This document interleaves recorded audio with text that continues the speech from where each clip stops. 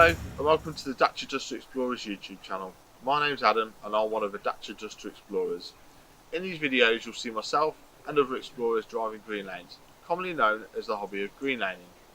Some of these lanes can be easy, some can be incredibly difficult if not dangerous, but all offer a beautiful feeling of escapism.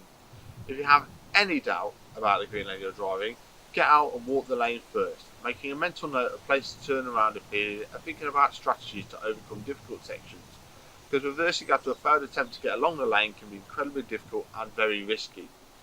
We abide by the Green Lane Association Glass Code of Conduct for driving these lanes and respect all others using the lanes, including horse riders and walkers, as we all have a part to play in keeping these routes open for everyone.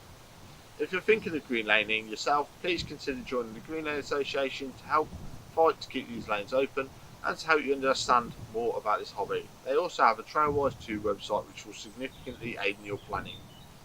Please don't forget to like and subscribe to the YouTube channel to get updates on new videos and check out our previous massive video collection. For more information head to the website www.dacia2explorers.co.uk, and finally, thanks for watching, stay safe and enjoy your trips.